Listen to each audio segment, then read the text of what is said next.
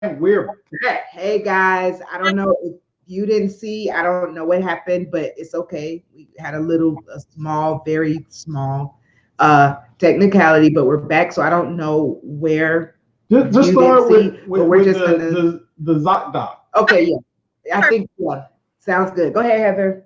So I'm going to continue and about finding your primary care provider. So I had mentioned about having insurance and not having insurance. Well, one of the best ways is to use a website called ZocDoc, and I am not financially attached to them, but I find that it is so user friendly. And what you can do is you can actually put in your location and you can find a primary care provider with or without insurance. And many of the primary care providers these days, they will work with you. They know the times that we live in right now, it is very difficult to Right. spend money on your health, although it is extremely important. And many will use different step downs based on your income, or they will have a flat rate fee. Sometimes you will hear a word called concierge physician used, but that I think is kind of a little bit misleading. And all that it means is that you pay the physician directly. Oh, You do have to be careful with some of them because if they're not attached to insurance companies, then the regulations are a lot less. And so, it may be a little bit more iffy. So you want to be careful with doing that. But definitely use ZocDoc. It is a wonderful, wonderful tool. And even if you're shopping around, like thinking about changing your insurance companies, ZocDoc is great because they show which insurance companies they do accept. that's awesome. That really, really is great. Next slide. Fantastic. So why do I need a PCP? So consistency and continuity. So part of what I was sharing before about not going to an urgent care is because you lose that consistency of seeing the same person or the same team, and you don't have the continuity. So you're never guaranteed that the next time you go that someone's going to know your problems Right. and your issues. And then there's a holistic management of care by going to a primary care provider. They look at the whole person, Mm. um, especially like I'm going to toot for nurse practitioners. We are taught holistic care. Right. But I think our physician colleagues are starting to really move toward more holistic care. So it truly is a team approach. And earlier detection and diagnosis, it is so key. Those detections and diagnoses are so important. Getting those screenings when it is time. Mm. Um, you know, I will share a couple more statistics. So with colorectal cancer, this is of all race and ethnicity. According to cancer.org, 1 in 23 men and 1 in 25 women will be diagnosed with colorectal cancer Wow. in their lifetime. The problem with that is most colorectal cancers can be detected, and that is if you have an established primary care provider and you have reached the age that you need to start getting colonoscopies. It is so important. And even those that are at low risk, they don't even have to have colonoscopies before. They can use this thing called Cologuard, which is just you bringing it home and putting the sample and mailing it back. It is so easy and it can save your life. Right. Same with breast cancer. Breast cancer, 1 in 8 women will be diagnosed with breast cancer in their lifetime. 1 in 8. We all have 8 women we can count right now that are part of our families. One of those 8 women will be diagnosed with breast cancer. Mm. That is highly preventable. The World Health Organization says that right now 30 to 50% of all cancers are preventable. With breast cancer, you can do, and I am a very, very, very strong advocate of using your hands and knowing your body. But when you go with your primary care provider every 6 months or every year, they will do, or they're supposed to do a full body scan. And this is men and women, okay? So kick back to our African American men. Yes, you can get breast cancer too. But what it does is when you're established with someone, they know your body. They learn your body like you do. And they can advocate for you to get the testing, as well as recommend mammograms and ultrasounds to help try to reduce that risk. So we can go to the next slide. So here's a couple of uh-ohs and oh-nos and what to do about them. So I've heard it many, many times. My PCP never has any open appointment times. Well, before you establish yourself with a primary care provider, see what hours they have. See how that works into your lifetime. Mm-hmm. If they have evening or weekend office hours, try to see if there's another provider in that same office that has more availability. And what you could do with that is, one, they're more likely to accept the same insurance, and two, they typically will collaborate with each other. So next slide, one more no, is my PCP doesn't take the time to listen or ignores my problems. Oh, that's a big one. That's a huge one. So I will share that in my nurse practitioner rotation, I was at a physician's office who was in it for the money. And one day, he had 125 patients to see on his roster from 7:30 a.m. to 3 p.m. so he could go play golf. Wow. Now, do you think he had any time at all? Never listen to anybody. Brush most problems off. And my recommendation, when you have something like that, it is time to bounce. Right. Goodbye. See you later. Thank you. And if you only spend a couple of minutes and you already know, then you can advocate to get the copay if you had to pay a copay to get that copay back from your insurance. Wow. Because technically they cannot really, they're not supposed to be able to bill you unless they actually spend at least 15 minutes with you. Wow. Heather, please say that again. Please say that again. That's so. So if you walk into a primary care's office, primary care, whether it's a doctor, nurse practitioner, or physician assistant, if you feel off in those first couple of minutes, then you politely walk out the door. And you can contact your insurance company and you can get your copay back, because they technically cannot charge you until they've spent at least 15 minutes with you. Now, those regulatory things change all the time with the minutes, but as far as my last knowing, it was 15 minutes that they had to provide time with you. And how many people do we know that does not happen? I mean, that does not happen. Yeah. Too many. And if you back to the timing thing, if you find that like this primary doctor is saying, oh, they don't have any openings for like 3 weeks, I would try to find another one, because that means that, one, they're either seeing way too many people, or two, they don't know how to manage their time properly. Exactly. One of the two. Right. The other part that I will share on this one is check the ratings before.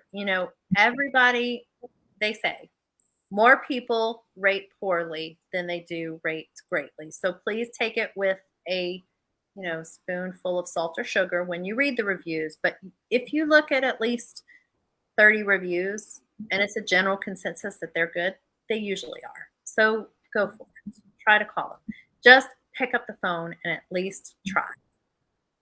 Go to the next one.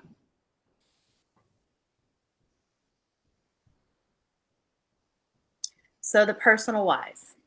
So your family, your children, grandparents, yourself. Those are the really, really big reasons why. And we can stop sharing the screen. I'm going to share a couple of personal whys. One personal why that came to my mind, because for some reason Leslie just likes talking about toes. I'm going to share with you, and she would probably kill me if she knew I was sharing this. I'm hoping you guys can see this. Can you see that? Let's see. Can you see those toes? Yeah. Do you see that? Okay. So this was my niece's toes. She had gotten ingrown toenails. Wow. Her mom failed to have her established with health insurance. And so we paid out of pocket for her to go to a specialist, a podiatrist. And if she would not have got them treated within the next month, she would have lost her 2 big toes. Wow. So if anybody's ever tried to walk without your big toe, you can't walk very well. So she would have been severely debilitated. On a more serious note, it has now been 4 years, but I lost my father, who was 58, to lung cancer. Granted, he did smoke, but he never established with a primary care provider. Never. So he quit smoking. 5 months after he quit smoking, he wasn't getting rid of the cough. So he went to see an urgent care doctor. They did an x-ray and they found this huge mass. And they were like, wait a second, do you have something in your pocket? Because my dad was an old hippie. You got to understand. He wore down checkered, shirt. So he'd always have something in his pocket. Well, the problem was that was the tumor. Wow. Because it had grown so far. He proceeded to go through all of the steps of getting a CT and a PET scan. And he was at a stage 4 when he was diagnosed right before Christmas. Most of that could have been preventable, because if he would have been going to a primary care doctor, they would have known that the recommendations are that if you're at a higher risk, being a smoker, you get a chest x-ray. So you would have caught those minute changes. They would have compared those x-rays. And right. And who's to say that it wouldn't have? I mean, it takes time for tumors to grow. So how long has it been since, had he gone earlier, maybe it would have been manageable at that time, or small enough to do something at that time.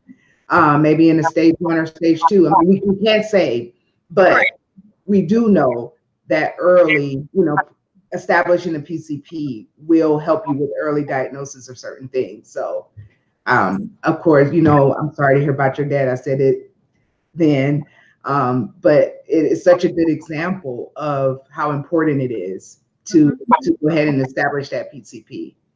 Yeah, and then my grandmother. So with my grandma, my grandmother and grandfather have lived in Chattanooga for over 50 years. They had established with a primary doctor group when they arrived. They had stayed with that primary doctor group for up to 45 years. And then they decided, okay, well, I don't really want to drive there anymore. So we're going to go to this urgent care clinic, and they've got a wonderful NP there, and that's who we're going to start seeing because it's right up the street from us. So they started doing that against my wishes, because I was telling them, you need to go see, your primary care doctor. Well, for some reason, which only God knows now, my grandmother had developed a lump in her breast. Now, my grandparents, I will explain, they weren't the regular grandparents. They were going on cruises with us when they were in their late 70s. So they went up there and they were seeing them for a couple of years. And then it was Christmas and I came to see them and my grandmother was using a cane. Wow. I'm like, why are you using a cane? And she's like, well, my hip hurts. I'm like, well, you need to go get that checked because that just doesn't make any sense. Like, you shouldn't be having trouble. So she, of course, went back up the street and they did an x-ray and it came back with a whole bunch of holes in her bones, which as us being in the medical field, we know that that's typically cancer. And it's usually metastasized cancer. So I already knew at that point, and this was Christmas. Well, right before Easter, she finally went to see her primary care doctor that she had been going to for 40-something years. As soon as he looked at her, he said, I think you have cancer. And he hadn't even looked at her body, but he saw the changes. Because he knew her. He knew her. Right. And she died of metastatic breast cancer 7 months later. So when I tell you, you guys, it is so real. It is so important to establish with those primary care providers. My uncle, who is just 2 years older than my dad, has an established primary care provider. And he's been, religious about going for his doctor's visits. He got diagnosed with stage 1 colorectal cancer, and it's now gone. Wow. Because he made sure to stay with a primary care doctor. It is so important. And I know it is such a pain in the you-know-where to have to do this, but I'm telling you, if you put in the time to establish yourself with a primary doctor, they could help you save your life. You can work together on any issues. Any anything. And what's important to know also, guys, is that when you go to the doctor, when you establish a PCP and you establish that visit, it's not like you have to go every week. You really Exactly. don't. You really don't. You'd be surprised at how little you have to go to the doctor when everything should be the way it should be. Yeah. You're only there with maybe twice a year. I go once a year, and that's Right. because I have depression and reflux. So that's Right. my two chronic conditions. But then my husband, he has high blood pressure and sleep apnea. Mm-hmm. His father has had polyps in the past, so he is labeled as a higher risk for colorectal cancer. So he goes every 6 months. Right. See, and he's at a higher risk. I don't want people to think that that's, oh, I don't want to go to the doctor, then I have to go every month. That's not true. Go ahead, get established, find out some things, get a baseline of things, what's going on, get a blueprint for your body, because we don't know. Yes. You can't say, oh, well, I have a headache. Oh, I'm just tired. Please don't do that. And I know in my community, especially, we are notorious for that. I just need to sleep it off. Oh, I just work too much. Oh, girl, my daughter's stressing me. That's all it is. So, and I know my sister wouldn't mind me talking about it, but the same thing happened with her. She had a stroke, and before then, she was having all the symptoms. We all have high blood pressure, but she brushed hers off as, oh, I'm just tired, I'm okay, until we almost lost her. The stroke was that bad. So, our point in bringing this home is that we want you guys to understand that it may take a little bit of work to go ahead and get an established PCP, but the results from it is priceless. It's pretty much your life. So you want to make sure you do that. Heather just shared all the ways that you can do it. I know a lot of people's excuses. I don't have, and not excuse in a bad way. I don't mean that. I don't have insurance. Right. I don't have insurance. No, we should do right. We should. We should. Nurses are some of our worst enemies. We truly. I learned through what happened to be better. We know. Even our old assistant manager, she was not managing her stress like she should. Her high blood pressure. She ended up having an aneurysm at work, and through God's grace, that woman has excelled. She was one of the blessed ones. Yes. You know that we have seen the after effects of what happens when our young men and women, especially our younger men and women, don't take it seriously of going to a doctor. Right. Not young. Yeah. And then it defeats the purpose because of the fact that you're only having to go every 6 to 12 months when everything is good. But then if you don't go, then you're going to be going once a month or going to the ER because you can't get the fluid off of you because your heart's not working because you didn't. Can't get your blood pressure down now because. Or you're stroking now. Right. You're having strokes. It's a lot of factors to this, and it's a lot of accountability. So we have to make sure that we say, you know what, this is important to me. My family is important to me. My health is important to me. This is what I'm going to do to make sure that these things get done. And like I said, Heather has already shared, if you don't have insurance, which a lot of us don't, and I get it, but she has already shared a way that you can go find that out, go to still find doctors and clinics that will take care of you without insurance, or, set up ways according to your, what you make, that you can do it that way. It's so many ways now in opposed to what it was years ago. So so many ways that are being worked out. We just have to take advantage of it. So that is the whole point of, what time is it? Okay, yeah. So that's the whole point of this webinar, you guys, just to bring home how important it is, not just making appointments, but also keeping them. And don't be afraid. Like, granted, if you've got chronic conditions that have already established themselves in your body. One, it's not going to go away. You Right. look, I am a God-fearing woman. I trust the Lord with everything in my life, but God did not create doctors for you not to go to them. So you Sorry. praying away your problems is not, when it comes to your health, he's knocking you over the head, telling you, go to who I gave the knowledge. Right. He Okay, put them in place. at the beginning, you may have to go once a month.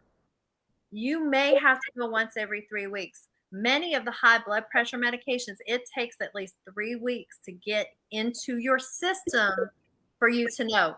Yes, side effects will happen, but you cannot take a pill for 2 days and say, I don't like this. Mm-hmm. You've got to give your body time to regulate, push through it.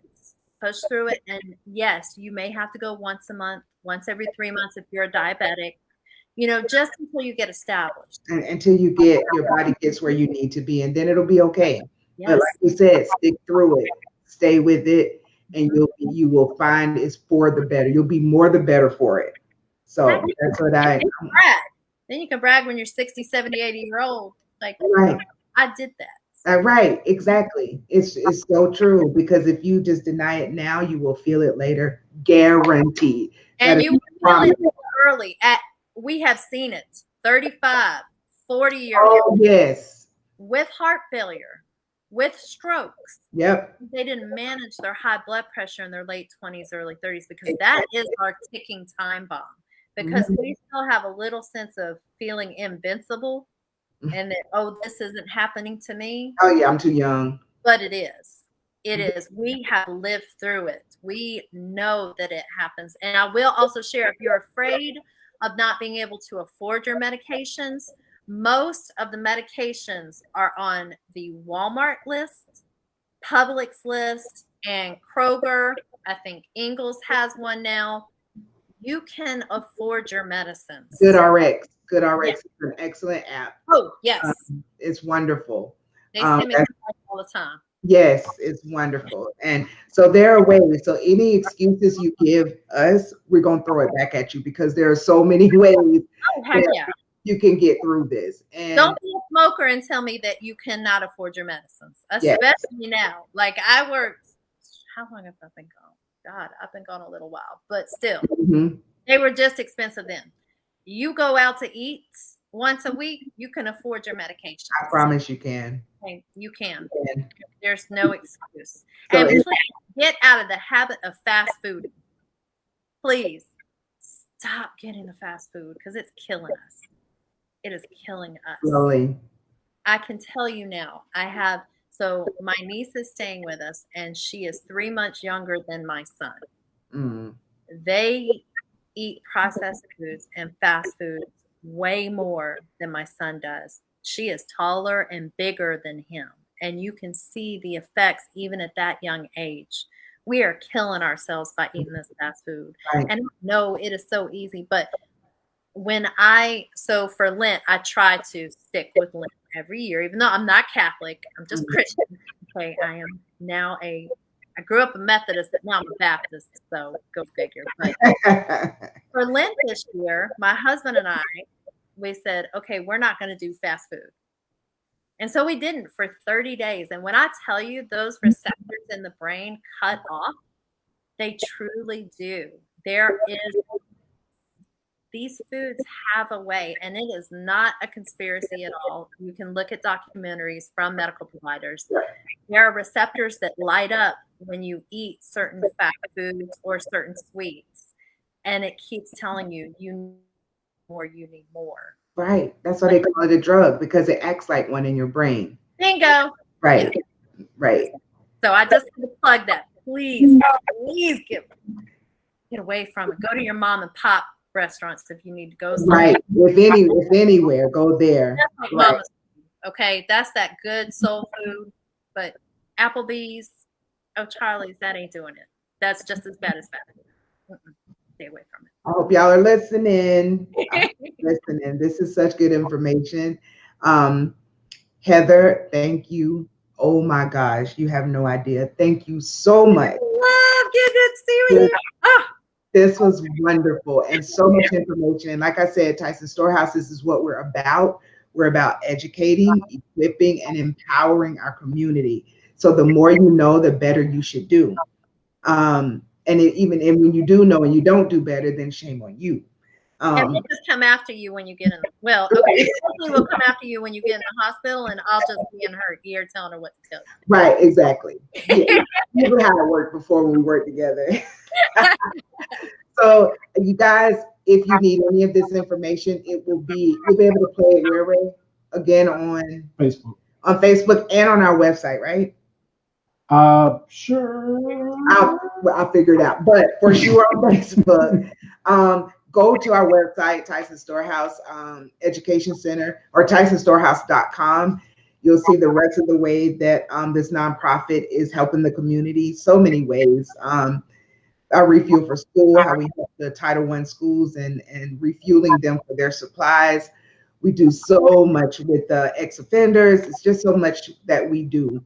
So go to our website, check it out. We're going to have another webinar Wednesday on August 25th. Remember, this one we're doing right now was supposed to be for July. So it'll look like we're having two, but we are having two, but the one on August 25th will actually be for August. So I will keep you guys updated. It was July-ish. Look, it was July-ish. Yes, ish. That's what it was. So you guys join us. Heather, I cannot say thank you enough. This was so. And I will share. So for your guest speakers, we can see the comments. Just FYI. So thank you. Yeah, look, I see them now. So very much. Natasha Tyson shared awesome information in a way for me to understand. Right. That's actually that's the founder and CEO of Tyson Storehouse. So Tasha, meet Heather. So I can see that. I do see that. Good. Wonderful. Oh, I think the reason I didn't because the slides were up, so I think it's either one or the other on my end. I don't think I can do both. It can't be for us. Right, exactly. So Heather, I want you to keep me on your books. I may be reaching out again. And I just thank you so much. I hope you guys have the rest of your Wednesday. Tune in, be watching for posts and everything. Follow us on Instagram, Facebook. Is that all we're on? Yeah, that's the only platforms. Follow us on Facebook and Instagram. And I will be keeping in touch with you guys through posts and stories and all the things. So I hope you have all the things. So thank you, Heather. Again, I will see you guys on our next webinar, August 25th at 6:30 on Facebook Live. Thank you. Hi, thank you.